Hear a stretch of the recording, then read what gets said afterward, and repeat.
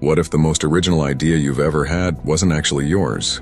Picture this. It's late. The world is asleep. The only sound in the room is the faint hum of electricity and your own breathing. Your phone lies face down. No notifications.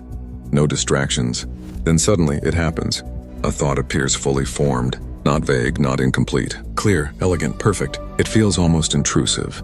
Like it forced its way into your consciousness. Your chest tightens, your pulse quickens. You think, this is it. This is something real. You sit up. Maybe you write it down. Maybe you whisper it to yourself, afraid it might vanish. And in that moment, there is no doubt. This idea came from you. But what if your mind is lying? What if that spark of genius is nothing more than a memory you forgot remembering?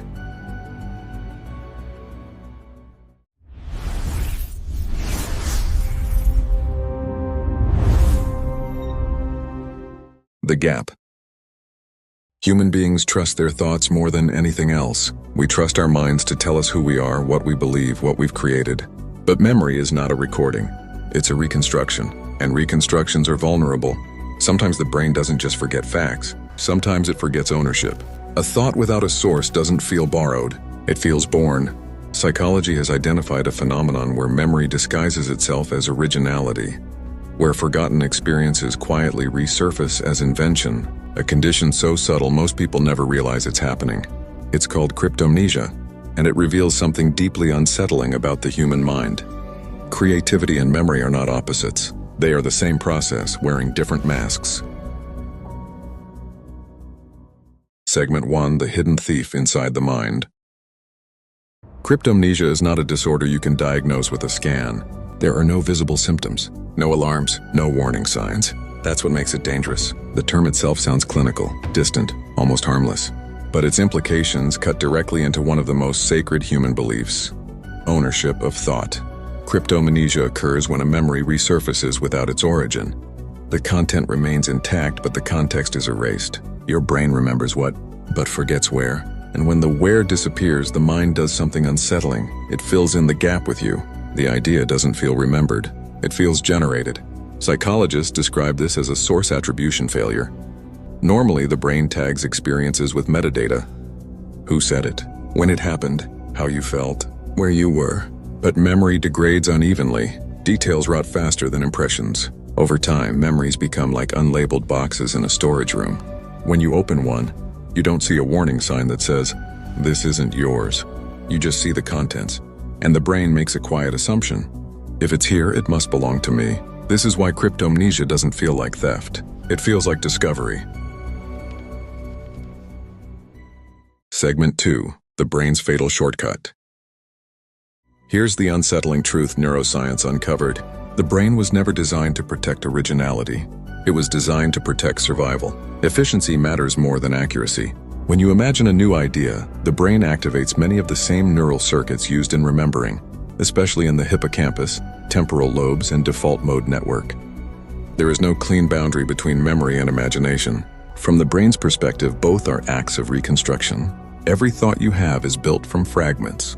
Sounds you've heard, stories you've absorbed, images you've seen, emotions you've felt. Creativity isn't creation from nothing. It's recombination. And cryptomnesia happens when the recombination feels seamless. Research experiments reveal something disturbing. When participants are asked to generate original ideas after exposure to similar material, many unknowingly reproduce earlier content, even when warned not to. When confronted, they're shocked, confused, sometimes emotionally distressed. Brain imaging shows why. The memory feels new because it lacks the emotional and contextual markers of recall. There's no sensation of going back in time. So the mind concludes, this must be new. This effect intensifies under specific conditions. Mental fatigue. When cognitive resources drop, source checking collapses. High information intake, books, videos, music, social media overwhelm tagging systems. Creative pressure. Deadlines force the brain to pull from deep storage. Time delays. The longer the gap, the more the source dissolves. The modern world is a perfect breeding ground for cryptomnesia. You scroll, you absorb, you forget, and one day your brain returns the favor by handing it back to you as originality. Segment 3: When memory destroys careers and rewrites history. Cryptomnesia isn't theoretical. It has real victims and real consequences. One of the most famous cases involves George Harrison. In 1970, Harrison released My Sweet Lord. It became an anthem, spiritual, uplifting, unforgettable. But listeners noticed something unsettling. The melody was nearly identical to He's So Fine by the Chiffons, released years earlier. Harrison denied copying it. He wasn't defensive. He wasn't evasive. He was genuinely confused. The court eventually ruled that Harrison did not commit intentional plagiarism, but instead something far stranger. They called it subconscious plagiarism. Harrison had absorbed the melody years earlier. His brain stored it. Time erased the label. Creativity reactivated it.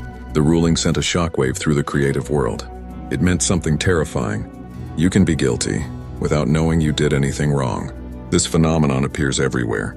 Writers accused of lifting plot lines they swear they've never read. Comedians repeating jokes from routines they watched once years ago. Scientists rediscovering theories already published decades earlier. Even Sigmund Freud, the architect of psychoanalysis, admitted that several of his supposedly original ideas had appeared in earlier philosophical works he'd studied in his youth. He didn't remember reading them, but his mind did. Cryptomnesia reveals a brutal truth. The unconscious does not care about credit, it cares about coherence. If an idea fits your worldview, your values, your identity, it will surface, regardless of its origin.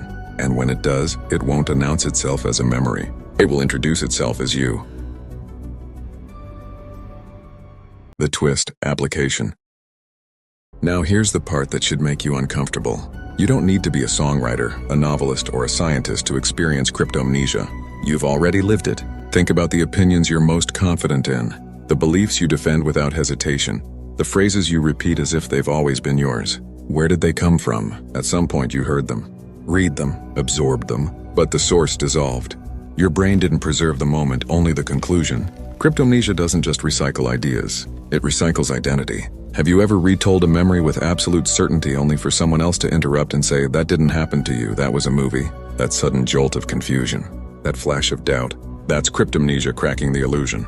Social media accelerates this process at a terrifying scale. Endless scrolling trains the brain to absorb without anchoring. Thoughts enter your mind stripped of context. Later they resurface as convictions. You don't remember learning them, so you assume you always believed them. This is how misinformation spreads. This is how echo chambers form. This is how people swear their thoughts are independent while unknowingly repeating the same scripts. Your mind doesn't warn you when it's borrowing. It just whispers, "This feels right." And that feeling is enough. Cryptomnesia leaves us with a disturbing question. If your mind can mislabel memories as original thoughts, how many of your ideas aren't actually yours? How many of your preferences were planted? How many of your beliefs were inherited without permission? And if memory can quietly rewrite authorship, what else is it rewriting? Psychology has identified other moments where the mind fills in gaps with terrifying confidence. Memories you're sure are real, but never happened. Events you remember vividly, that no one else does. This leads into something even darker than cryptomnesia. Because if forgotten memories can disguise themselves as creativity, then false memories can disguise themselves as truth. And once the brain accepts a story as its own, it will defend it, even against reality. That is where the illusion becomes dangerous. That is where identity fractures, and that is why you need to watch the next videos.